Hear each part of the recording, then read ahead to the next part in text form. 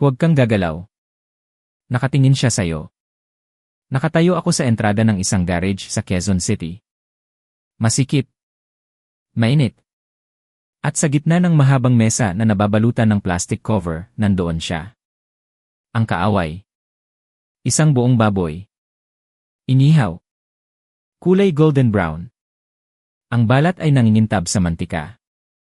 May mansanas na nakasaksal sa bibig niya. At ang mga mata niya. Yung mga mata niyang luto na pero parang may judgment pa rin. Ay direktang nakatitig sa akin. Mark. Salamat at nakarating ka.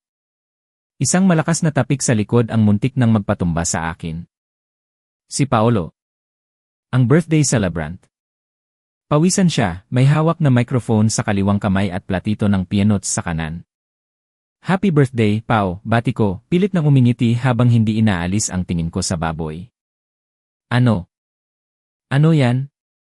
Tumawa si Paolo ng malakas. Ano ka ba, bro? Yan ang lechon. Ang Cebu lechon. Yan ang ng party ko ngayon. Mas mahal pa yan kaysa sa outfit ko. Sa Amerika, ang karne ay dumarating sa amin na nakabalot sa styrofoam at plastic wrap. Walang mukha. Walang buntot. Walang ebidensya na dati itong humihinga. Pero dito, ito ay isang anatomy lesson. Nakikita ko ang tenga. Nakikita ko ang muso. Nakikita ko ang mga paa na nakataas pa. Parang natutulog lang siya. Habang iniihaw. Nakakatakot, bulong ko. Anong nakakatakot? Hinila ako ni Paolo palapit sa mesa. Yan ang pinakamasarap na bagay sa mundo, Mark. Tingnan mo yung balat. Crispy. Parang chicharon. Kumurot si Paolo ng isang piraso ng balat mula sa likod ng baboy. Crunch. Ang tunog ng paglutong ay parang yes sir. Inalok niya sa akin ang piraso. Tikman mo. Bilis, bago maubusan ng mga tita. Umatras ako. No, thanks. Mamaya na lang. Maybe I'll start with the rice. Rice, tinuro ni Paolo ang isang malaking rice cooker na kasinlaki ng drum. Sige, kuha ka lang. Pero Mark, ang rule dito, bawal ang diet. At bawal ang killjoy. Tumingin ako sa paligid. Ang garahe ay puno ng tao. Siguro nasa 50 katao ang nagsisiksikan. Ang ingay ay deafening. Sa kaliwa, may malaking speaker na tumutugtog ng remix ng Dancing Queen. Sa kanan, may grupo ng mga matatandang babae na nagtatawanan at nagpapaypay. Sa likod, may mga batang nagtatakbuhan habang may hawak na hotdog on stick na may marshmallow sa dulo. At ang init. Diyos ko, ang init. Ito ay pinaghalong humidity ng Maynila, usok ng sigarilyo, at init na nanggagaling sa katawan ng baboy. Welcome to the Philippines, Mark, sigaw ni Paolo sa mikropono. Everyone. This is my friend Mark. From Chicago. Single siya. Pwedeng ereto. Nagsigawan ang mga tao. Woohoo! Hey Joe. Namula ako. Gusto kong magtago. Gusto kong bumalik sa hotel ko na may aircon. Pero huli na ang lahat. Nakita na ako ng mga tita. Isang ginang na may makapal na lipstick at mabulaklak na blusa ang lumapit sa akin. Hinawakan niya ang braso ko. Mahigpit. You are Mark? Tanong niya. Yes, ma'am. Tinitigan niya ako mula ulo hanggang paa. Tapos, kinurot niya ang pisngi ko. You are so handsome. Pero, payat, thin. You need to eat. Kain. Kain. Hinila niya ako papunta sa lechon. Papunta sa mismong mukha ng baboy na iniiwasan ko. Kuha ka ng chicks, utos ng tita. Masarap ang pisngi ng lechon. Tiningnan ko ang pisngi ng baboy. Tiningnan ko ang tita. Narealize ko, wala akong takas. Sa bansang ito, ang Chino ay hindi tinatanggap na sagot kapag pagkain ang pinag-uusapan. Huminga ako ng malalim. Ang amoy ng lemongrass at taba ay pumasok sa ilong ko. Okay, sabi ko sa sarili ko. Kaya ko to. Baboy lang yan. Patay na baboy. Pero nang akmang kukuha na ako, biglang kumurap ang ilaw sa garahe. At sa isang saglit na madilim, parang nakita kong ngumiti ang lechon sa akin. Good luck, Kano, parang sinabi ng baboy. At nagsimula na ang aking bangungot. Celebration. Akala ko, ang lechon ang pinakamalaking threat sa gabing ito. Mali ako. Ang tunay na panganib ay ang Council of Titas. Matapos akong mahuli ni Tita Baby, yung naka-floral, bigla akong pinalibutan ng 4 pang ibang ginang. Para silang SWAT team na naka-duster at nakaalahas. Ang amoy nila ay pinaghalong baby powder, Heno de Previa, isang sikat na sabon, at roasted garlic. Ay! Ito ba ang Amerikano? Sigaw ng isa na may suot na visor kahit gabi na. Si Mark, sagot ni Tita Baby. Ang gwapo, no? Pero mukhang gutom. Humarap sa akin ang tita na may visor. Tinitigan niya ang tiyan ko. Mark, Hijo, sabi niya ng seryoso. Tumaba ka. You got fat. Natigilan ako. Excuse me. Kani-kanina lang, sabi ni Tita Baby ay payat ako. Ngayon, matabang na ako. No, Tita Glo, saway ng isa pa. He is healthy. Bigyan niyo ng plato. Bilis. Sa isang iglap, may inabot sa aking isang paper plate. Yung manipis na klase ng paper plate na kapag nilagyan mo ng pagkain ay tutupi at babagsak lahat sa sapatos mo. Huwag kang mahiya, Mark. Don't be airy, utos nila. Feel at home. Sinubukan kong kumuha ng kaunting kanin. Portion control, sabi ng utak ko. Pero inagaw ni Tita Baby ang sandok. Ay, ang konti. Diet ka ba? Tanong niya na parang ang pagdadiet ay isang kasalanang mortal. Walang diet dito. Birthday ni Paolo. Plok. Isang bundok ng kanin ang ibinagsak niya sa plato ko. Rice is life, sigaw niya. Pagkatapos, lumapit si Tita Glo. Pansit, sabi niya, sabay lagay ng noodles sa ibabaw ng kanin. Pampahaba ng buhay. For long life. Kailangan mong kumain yan para hindi ka mamatay ng maaga. Thank you, I think that's enough. Lumpia, sigaw ng pangatlong tita. Crash. 10 piraso ng lumpiang Shanghai, fried spring rolls, ang nahulog sa plato ko. Ang lumpia ay parang bala ng baril, maliit, pritong-prito, at nakaka-addict. Ang plato ko ay bumibigay na. Kinakailangan ko nang gamitin ang 2 kamay para suportahan ang ilalim nito. Ang structural integrity ng paper plate ay nasa 5% na lang. Wait. It's heavy, reklamo ko. Pero hindi sila nakikinig. Nakatingin sila sa dulo ng mesa. Sa isang kaldero na may lamang itim na sabaw. Mark, tawag ni Paolo mula sa malayo. Subukan mo yung dinuguan. Tiningnan ko ang kaldero. Ang laman nito ay karne na lumalangway sa itim na sarsa. Mukha itong crude oil. O putik. Ano yan? Tanong ko, nanginginig ang boses. Lumapit si Tita Baby. Bumulong siya sa akin na parang may sikreto. Chocolate meat, sabi niya sabay kindat. Chocolate. Meat. Yes. Masarap. Beef stew with chocolate sauce. Nagduda ako. Ang mga Pilipino ba ay naglalagay ng chocolate sa baboy? Possible. Mahilig sila sa matamis. Dahil ayaw kong maging bastos, pumayag ako. Nilagyan nila ng isang sandok ng itim na sabaw ang kanin ko. Ngayon, ang plato ko ay mukhang construction site. May bundok ng kanin, may mga hollow blocks na lumpia, may kable ng pansit, at may itim na semento ng dinuguan. Kain na. Doon tayo sa mesa. Hinila nila ako sa isang monoblock table. Umupo ako. Ang tuhod ko ay tumama sa tuhod ng isa pang tita sa ilalim ng mesa. Sorry, sabi ko. Okay lang. Close na tayo, tawa niya. Tiningnan ko ang pagkain. Tiningnan ko si Paolo na nasa kabilang mesa, tumatawa habang pinapanood ako. Kinuha ko ang kutsara at tinidor. Sa Amerika, kutsilyo at tinidor ang gamit. Dito, kutsara at tinidor. Walang kutsilyo. Ang kutsara ang ginagamit na panghiwa, cutter, pang-scoop at pangkain. Sinubukan kong tikman ang lumpia. Kinagat ko. Crunch. Mainit. Maalat. Malinamnam. May pork at carrots sa loob. Oh my God, bulong ko. This is good. Sabi sa'yo sigaw ni Tita Glo na nakatingin pala sa bawat subo ko. Masarap ang Shanghai. Kumuha ka pa mamaya, marami pa sa kusina. Sunod kong tinikman ang chocolate meat. Kumuha ako ng kaunti, hinalo sa kanin. Sinubo ko. Inaasahan ko ang lasa ng Hershey's o Cadbury.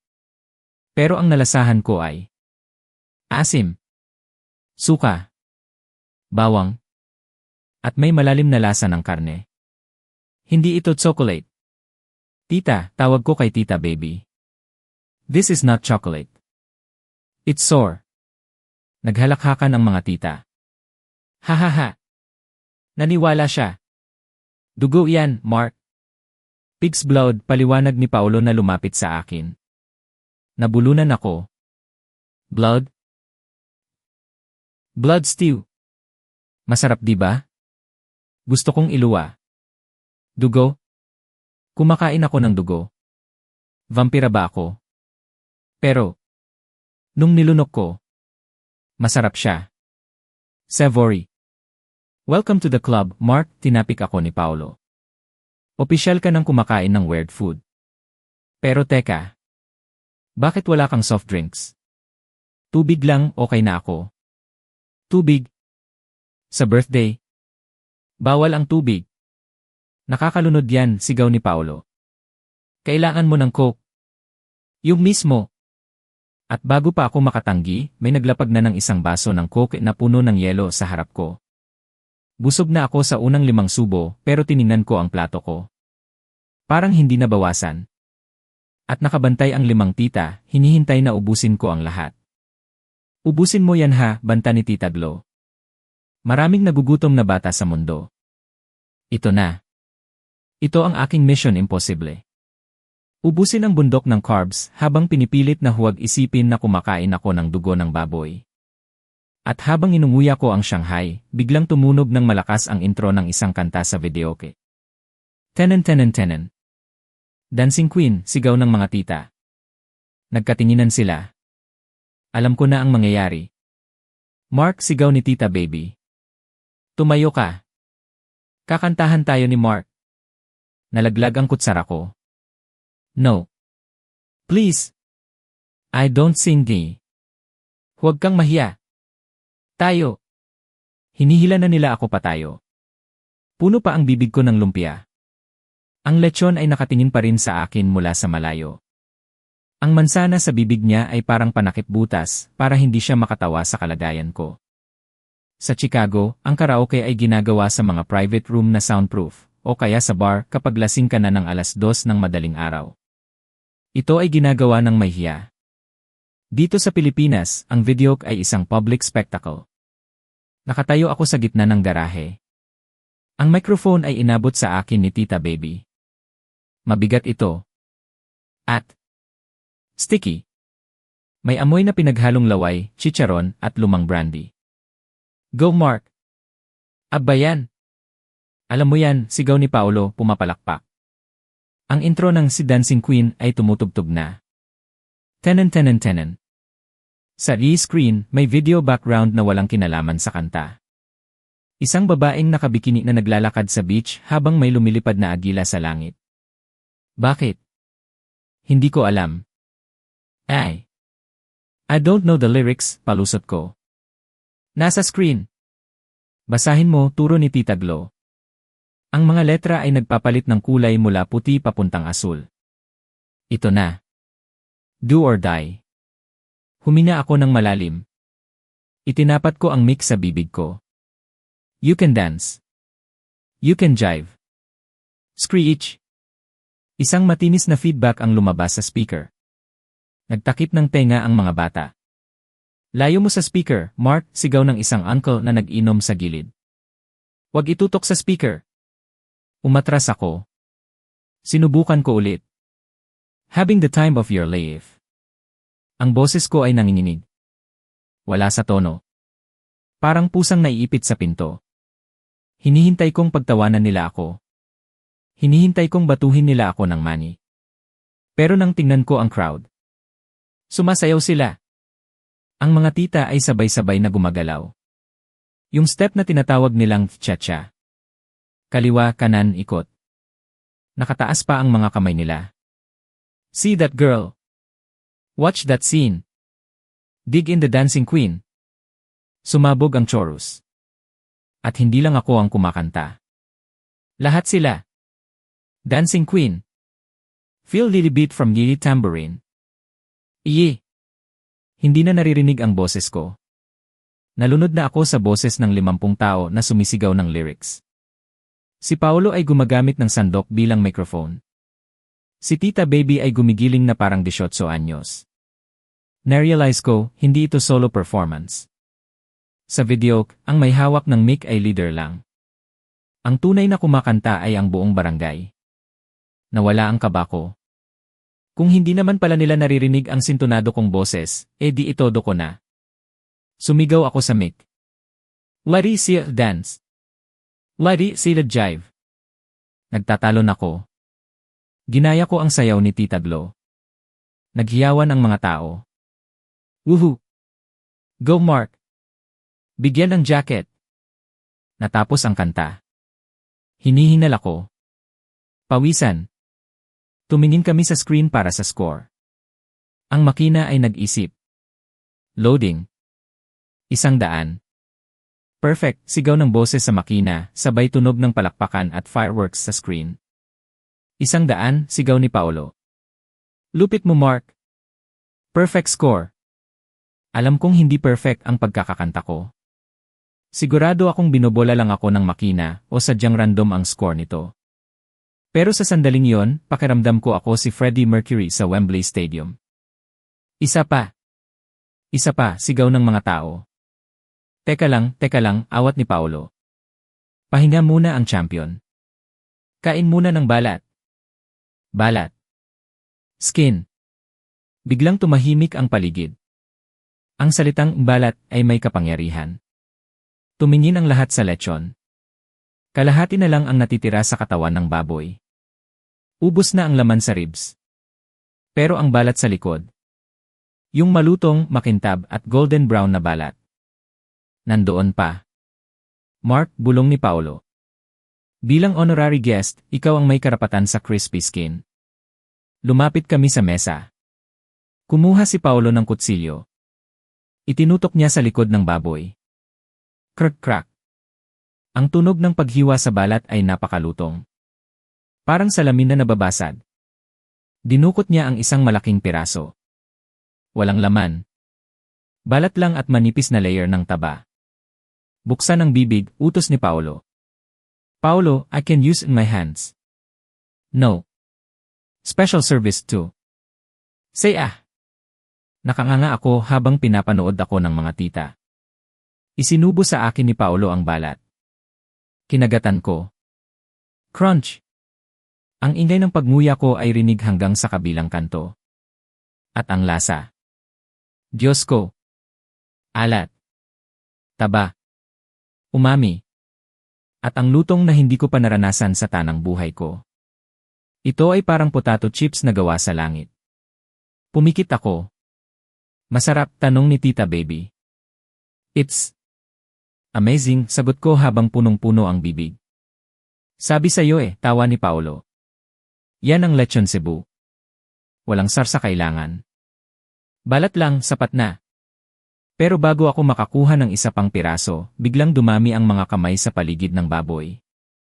Akin to. Oy, magtira kayo sa lake. Ang buntot akin. Nagsimula na ang lechon wars. Ang mga mababait na tita kanina ay naging mga ninja. Mabilis ang mga kamay nila. Sinisikwat ang mga prime parts ng balat. Umatras ako. Takot akong mawala ng daliri. Hayaan mo sila, sabi ni Paolo, inaabutan ako ng tissue para sa mantika sa labi ko. Survival of the fittest yan. Basta ikaw, nakatikim na. Bumalik ako sa upuan ko, bitbit ang aking baso ng coke. Busog na ako. Pagod na ako kakasayaw. At mantika na ang dumadaloy sa ugat ko. Pero may napansin akong kakaiba. Sa Amerika, kapag party, may mga grupo-grupo. Ang mga cool kids sa isang sulok, ang mga oldies sa kabila. Hindi naghahalo. Dito, ang lolo ay nakikipag-inuman sa mga college students. Ang mga bata ay kinukulit ang mga tita. Ako, na dayuhan, ay nasa gitna ng lahat. Walang boundaries. Walang EA area. Ang tanging iyo ay ang lechon at ngayon ay kalansay na lang siya. Mark, tawag ni Paolo. Handa ka na ba sa next round? Next round? May pagkain pa. Hindi pagkain, ngiti ni Paolo ng nakakaloko. Laro naman. Nakita mo yung nakasabit na kawayan dun sa taas? Tumingala ako. Sa kisam ng garahe, may nakasabit na isang bamboo frame. At nakatali dito ay mga chippy. Laruan? Barya? Ano yan? Ang tawag dyan. Pabitin. At nakita ko ang mga bata at ilang matatanda na lasing na nag-stretch na sa ilalim nito. Mukhang kailangan ko na namang lumaban para sa buhay ko. Akala ko ang Hunger Games ay sa pelikula lang. Pero dito sa birthday ni Paolo, totoo ito. At ang tawag nila dito ay pabitin. Nakatayo ako sa gilid, hawak ang aking coke na tunaw na ang yelo. Pinapanood ko ang isang bamboo frame, kawayan, na nakasabit sa kisam. Puno ito ng mga nakatali na premyo, chippy, curly tops, mga mumurahing chocolate, maliliit na laruan, at ilang nakabilot na pera. Okay kids. Ready, sigaw ni Paolo sa mikropono. Ang mga bata ay nagtipon sa ilalim ng kawayan. Ang mga mata nila ay nagniningning sa determinasyon. Nakita ko ang isang bata, siguro ay 5 taong gulang, na nag-stretch ng binti. Seryoso siya. Music maestro. Tumugtog ang Budots remix ng Baby Shark. Dahan-dahang ibinaba ang kawayan. Creak. Creak. Nang maabot na ng mga kamay ng bata ang mga premyo, biglang hinila pataas ang kawayan. Whoosh! Nagtalunan ang mga bata. Nagsigawan. Kuya! Baba! Baba! Ibinaba ulit. Hinila pataas. Ibinaba. Hinila. Para silang mga isda na inaagawan ng pagkain. Ang gulo. May batang umiiyak dahil naapakan ng paa. May batang tumatawa dahil nakahablot ng isang pack ng boy bawang. Akala ko pambata lang ito. Pero biglang sumigaw si Tita Baby. Adults naman. Adult edition. Nagkatinginan ang mga matatanda. Ang mga tito na kanina ay tahimik na nag-inuman ay biglang tumayo. Ang mga tita ay nag-alis ng tsinelas para hindi madulas. Mark, tawag ni Paolo. Sali ka. Ang tangkad mo, advantage yan. No, Paolo. It's dangerous, tanggi ko. Nakita ko kung paano magtulakan ang mga bata kanina. Takot ako. Pero hinila ako ng isang tito. Sali na, Joe. Bonding. Wala akong nagawa. Nasa gitna na ako ng war zone. Katabi ko si Tita Glo na mukhang handang maniko. Ibinaba ang pabitin. Sa adult edition, iba ang premyo. May mga sachet ng kape, 3 in negatibo 1, may dishwashing liquid, may sponge, at may mga asul na papel, 1,000 piso. Nanlaki ang mata ko. 1,000 pesos, $20. Pwede na. Bumaba ang kawayan. Tumalon ako. Ang haba ng braso ko. Madali lang ito. Aabutin ko na sana ang 1,000 pesos. Yay!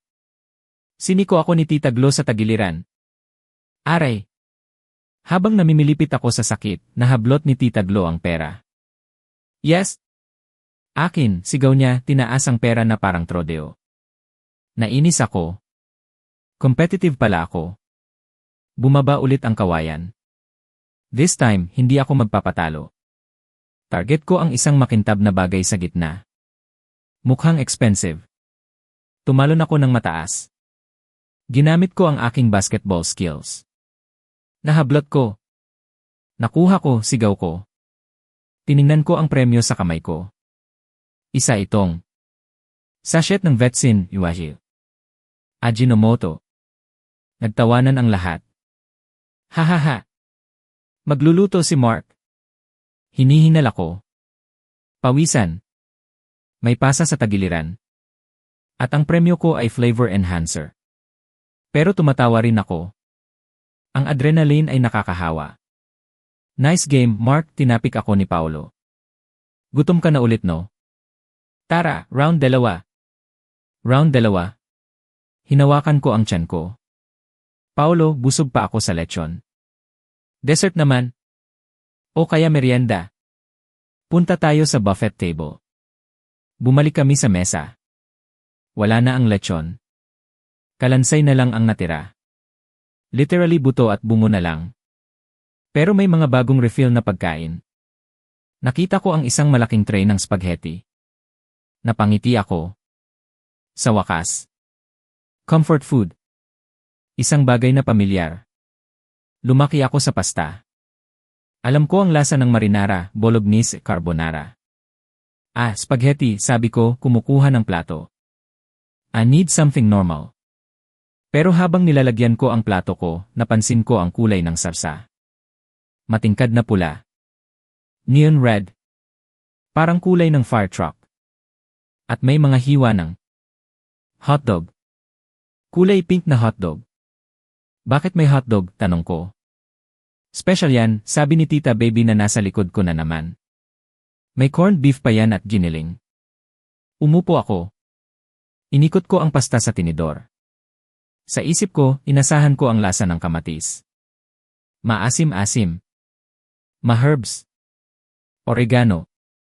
Basil. Sinubo ko. Natigilan ako. Hindi ako gumalaw. Ang lasa. Matamis.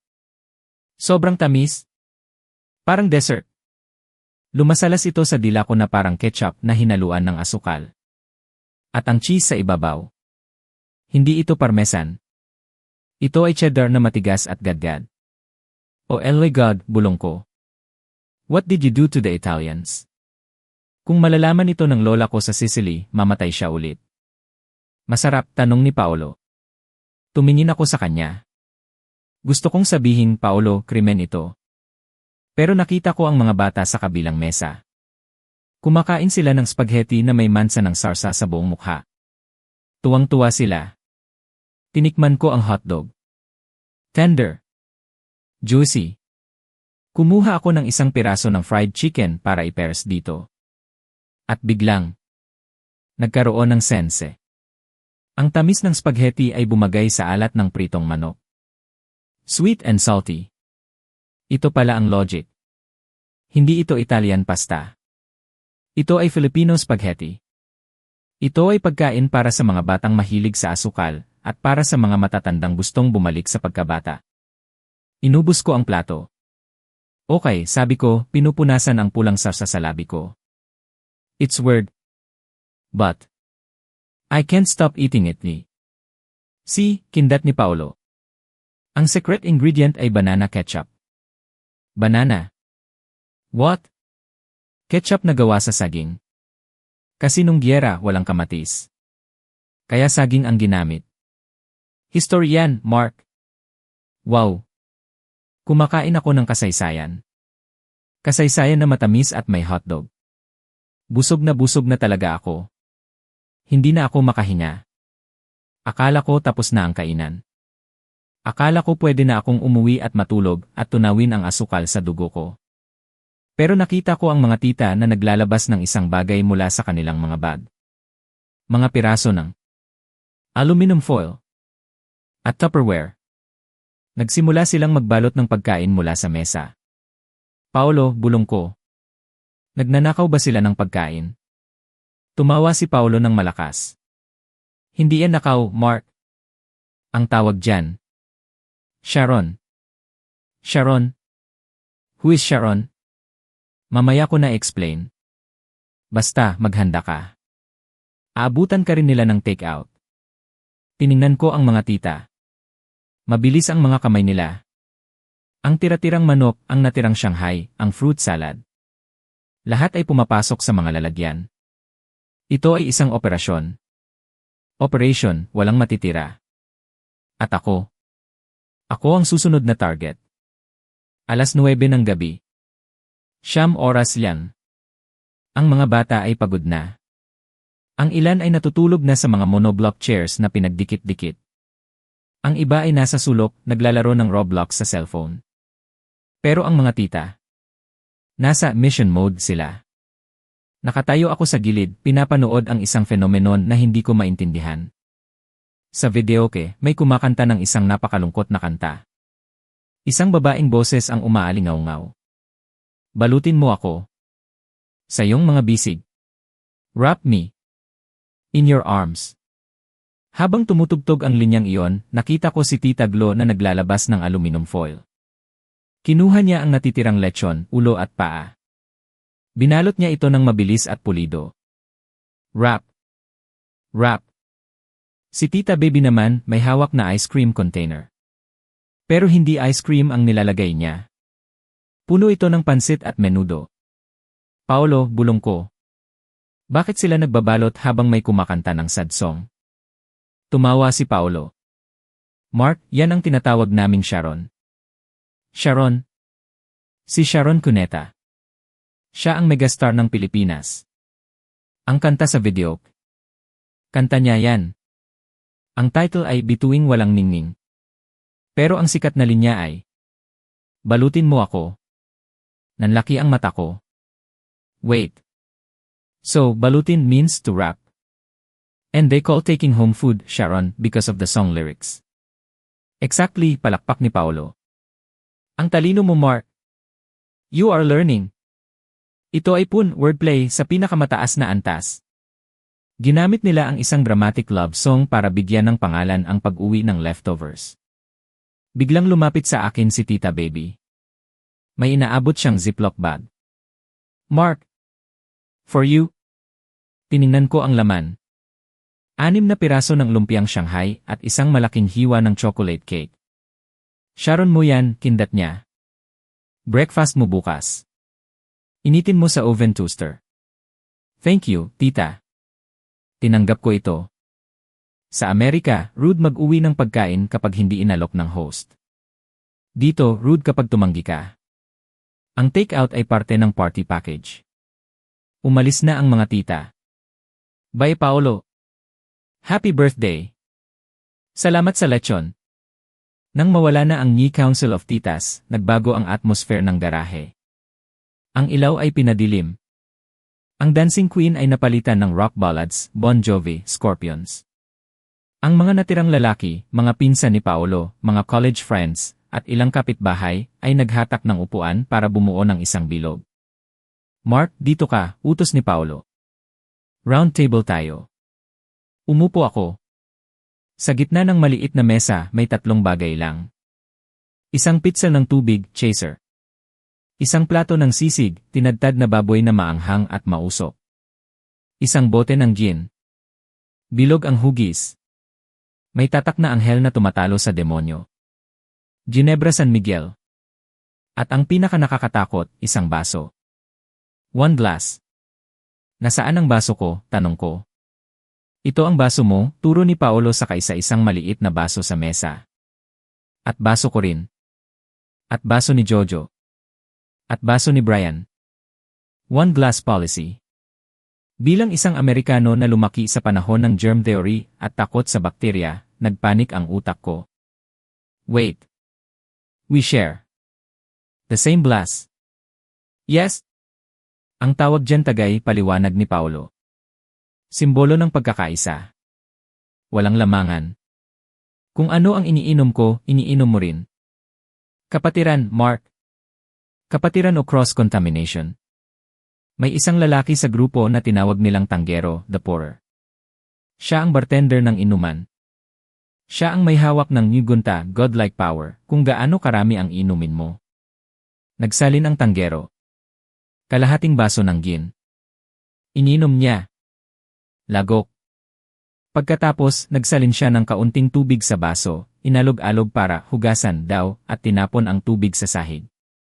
Oh, malinis na, sabi niya. Nagsalin ulit siya ng gin. Inabot kay Paolo. Ininom ni Paolo. Binalik ang baso. Nagsalin ulit. Inabot kay Jojo. Mabilis ang ikot. Papalapit na sa akin. Naririnig ko ang tibok ng puso ko. Dugdog. Dugdog. Paano kung may sipon sila? Paano kung may herpes? Paano kung may COVID-25? Mark. Ikaw na. Inabot sa akin ng tanggero ang baso. Basang-basa ito. Lahat sila ay nakatingin sa akin. Ito ay peer pressure. Ito ay test of manhood.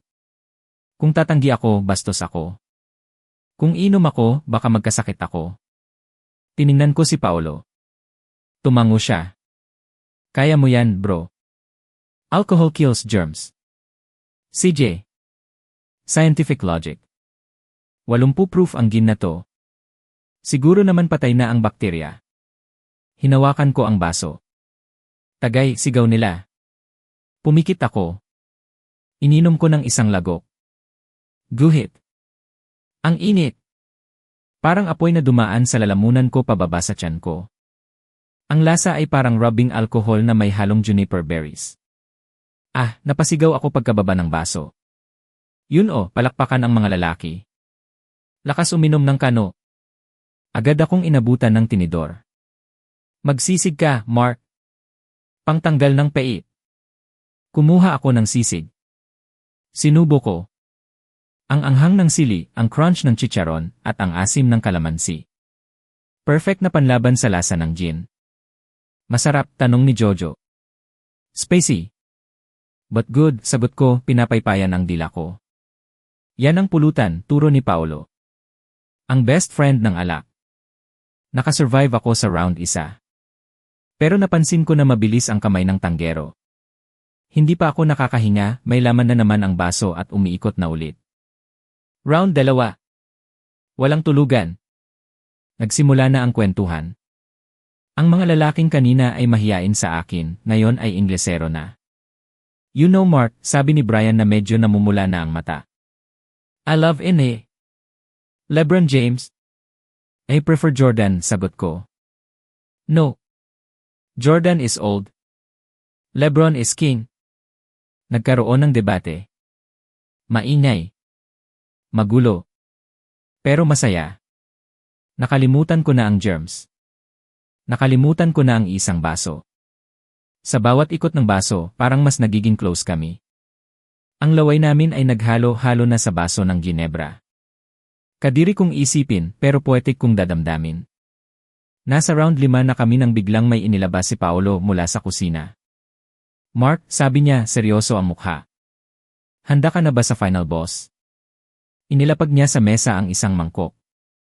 Laman nito ay laman loob. Atay. Puso. Baga. Pero hindi ito niluto sa suka. Ito ay inihaw at tinadtad. At sa tabi nito, may isang maliit na bote ng hot sauce at kalamansi. Ano to, tanong ko. Papaitan, sagot ni Paolo. Sabaw ng baka. Pero ang secret ingredient, bumulong siya, ay apdo, bile. Apdo? Gallbladder juice. Yes. Mapait. Pero pagkatapos mong uminom ng gin, ito ang langit. Tiningnan ko ang papaitan. Tiningnan ko ang gin. Tiningnan ko ang mga bagong kaibigan ko.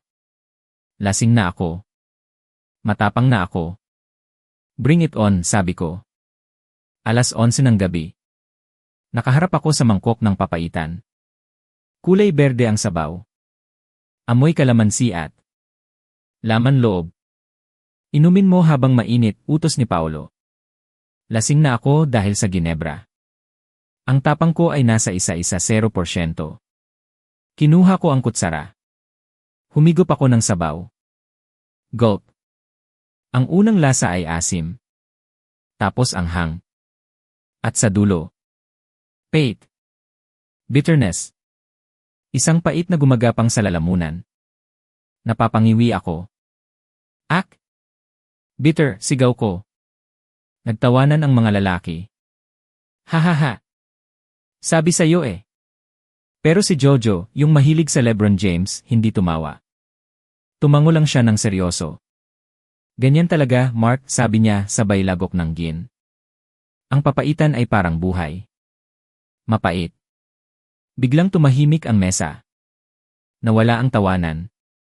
Ito na ang tinatawag nilang hugot face ng inuman. Kapag lasing na ang lahat, lumalabas na ang mga totoong kwento. Bakit mapait, Jojo? Tanong ko. Kasi Mark. Ang lechon na yan? Ang party na to? Utang lang yan, pag-amin ni Jojo, turo kay Paolo. Tumingin ako kay Paolo. Nakangiti pa rin siya, pero ang mata niya ay pagod. Totoo yan, sabi ni Paolo. Credit card. Salary loan. Ginastos ko lahat para sa birthday ko. Ellie, tanong ko. Ellie, spend money you don't have. Kumuha si Paolo ng isang piraso ng laman ng lechon, walang balat, laman lang. Kasi Mark. Minsan lang tayo mabuhay. Trabaho ako ng trabaho sa call center. Puyat gabi-gabi. Minumura ng mga Amerikano sa telepono kapag delayed ang order nila. Kung hindi ako magpa-party. Kung hindi ako kakain ng lechon. Para saan pa ang paghihirap ko?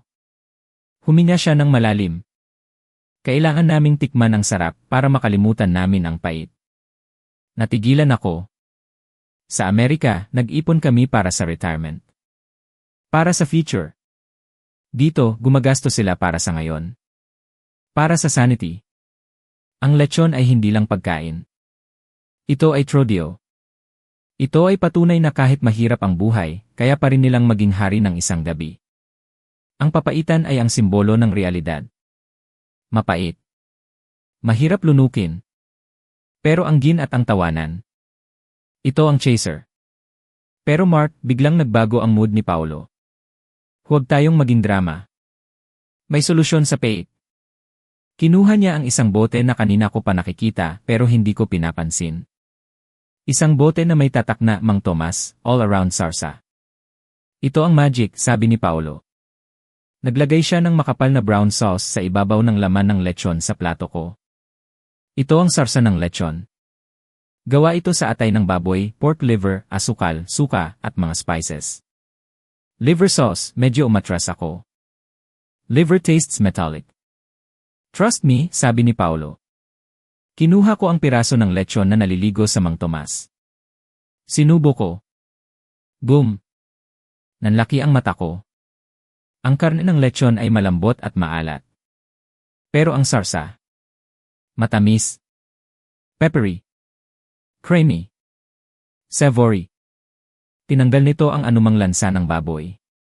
Binalot nito ang dila ko ng isang lasa na hindi ko maipaliwanag. Parang gravy, pero mas malapot. Parang ghee sauce, pero mas malalim. Wow, sabi ko. Diba, kindat ni Paolo. Kahit anong pait ng buhay, Mark. Basta may Mang Tomas, sumasarap. Kumuha pa ako ng isa. Isinawsaw ko ng madami. Pwede ba to sa kanin? Tanong ko. Pwede. Pwede sa manok. Pwede sa isda. Pwede sa tinapay. Kaya nga all around sarsay. Sa sandaling iyon, na-realize ko na ang Pilipinas ay bansang mahilig sa sausawan, dipping sauce. Toyo at kalamansi. Patis at sili. Bagoong at mangga. Mang Tomas at lechon. Bakit? Dahil gusto nilang kontrolin ang lasa. Gusto nilang i-customize ang saya. Kahit simple lang ang ulam, kapag masarap ang sausawan, nagiging espesyal. Mark, tawag ni Jojo. Inabutan niya ako ng baso ng gin. Compare ka na namin. Compare. Hindi ko alam ang ibig sabihin nun, pero alam kong upgrade yun mula sa Joe. Tagay pare, sabi ko, ginagaya ang tono nila. Ininom ko ang gin. Kinagat ko ang lechon na may Mang Tomas. Ang pait at ang tamis ay naghalo sa bibig ko. Lasing na ako. Busog na ako. At sa unang pagkakataon, naintindihan ko kung bakit sila nagpa-party ng ganito. Hindi dahil mayaman sila. Kundi dahil kailangan nila ng pahinga mula sa pagiging mahirap. At ang lechon na nakatingin sa akin kanina. Ngayon, butot balat na lang siya. Wala nang mata. Wala nang tenga. Naibigay na niya ang lahat para pasayahin kami. Isang marangal na sakripisyo. Paolo, sabi ko, medyo slurred na ang speech ko. Yung ulo ng baboy. Pwede ko bang iwi? Sharon. Naghalakhakan ang buong grupo. Pilipino ka na talaga, Mark. Gusto mo ng ulo? CJ. Iwi mo. Gawin mong sisig bukas. Niyakap ako ni Paolo. Amoy alak siya at amoy usok. Pero amoy kaibigan. Sa gabing iyon, natutunan ko ang dalawang pinakamahalagang salita sa Pilipinas. Tagay, share the pain. Sausawan, enhance the joy. At ang lechon. Siya ang misyas ng mesa. Kinabukasan. 10:00 ng umaga. Nagising ako sa kwarto ng hotel. Ang ulo ko ay parang binibiyak ng palakol. Throb. Throb. Ito ang ginbulag hangover. Ang presyo na kailangan kong bayaran para sa pagiging kumpare. Water, bulong ko. I need water. Gumapang ako papunta sa mini-fridge. Pagbukas ko ng pinto ng ref. Hindi tubig ang una kong nakita. Puno ang ref ko. May aluminum foil. May ziploc bags. May ice cream container na alam kong hindi ice cream ang laman. Ito ang Sharon collection ko. Kinuha ko ang isang lalagyan. Binuksan ko ito. Lumpiang Shanghai. Malamig. Mantika. Pero, bakit parang ang sarap tingnan? Kinuha ko ang isa. Kinain ko ng malamig. Chewy. Maalat. Masarap pa rin. In fact, parang mas masarap pa siya ngayon kaysa kagabi. Ang lasa ng spices ay nanuot na sa karne. Sunod kong kinuha ang foil. Ang ulo ng lechon. Nakatingin na naman siya sa akin. Pero ngayon, hindi na siya nakakatakot. Ang pisngi niya ay bawas na. Ang tenga niya ay wala na. Mukha siyang veterano ng digmaan. May note na nakadikit sa foil. Sulat kamay ni Tita Baby. Mark, give this to the hotel chef. Tell them to cook sinigang or paksiw. Good for hangover. Love, Tita Yi. Paksiw. Sinigang? Hindi ko alam kung ano yon, pero kung sinabi ng tita, susundin ko. Tumawag ako sa room service. Hello. Can you cook this pig head for me? Make it. Paksiw. Yes, sir. Lechon paksiw. Excellent choice for breakfast, sagot ng staff, parang naintindihan agad ang pangangailangan ko. Habang hinihintay ko ang pagkain, lumapit ako sa bintana. Tiningnan ko ang Maynila. Maingay. Mausok. Magulo. Pero napangiti ako. Dati, ang tingin ko sa lechon ay bangkay. Ang tingin ko sa spaghetti ay mali. Ang tingin ko sa iisang baso ay umarumi. Pero mali ako. Ang lechon ay pagmamahal. Kahit mahal ang presyo. Ang spaghetti ay kasiyahan. Kahit matamis. Ang isang baso ay pagtitiwala. Kahit mapanganib. Ang mga Pilipino. Hindi sila kumakain para lang mabusog. Kumakain sila para kumonekta. At ang Sharon, take out. Hindi ito dahil sa kuripot sila. Ito ay para siguraduhin na paggising mo kinabukasan. Kahit wala ka na sa party. Kasama mo pa rin sila. Hindi ka nila hahayaang magutom kahit mag-isa ka na sa hotel room mo. Ding dong. Dumating ang room service. Inilapag nila ang isang mangkok ng mainit na lechon paksiw. Amoy suka at liver sauce. At isang plato ng garlic rice. Sinangag. Sa Amerika, toast at cereal ang breakfast ko. Ngayon, kanin at karne. Kumuha ako ng kutsara. Sumubo ako. Ang asim ng paksiw ay gumising sa diwa ko. Nawala ang sakit ng ulo ko. Kinuha ko ang cellphone ko. Nag-text ako kay Paolo. Bro. Thanks for the party. The lechon cured me. I think I'm ready for round 2. Agad na nag-reply si Paolo. Round 2. CJ. Mamayang gabi. Video kill it. Pero bawal na ang dancing queen. Anyway naman. Natawa ako. Tinapik ko ang tiyan ko. Medyo lumaki ata. Tumaba ako sa loob ng 24 oras. And you know what? It was worth it.